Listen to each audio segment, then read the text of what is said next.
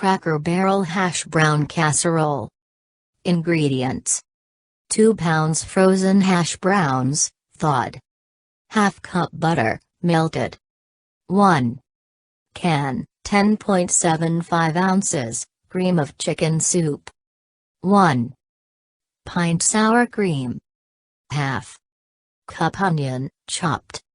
2 cups grated cheddar cheese.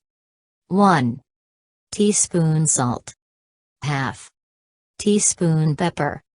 Steps: preheat oven to 350 degrees Fahrenheit.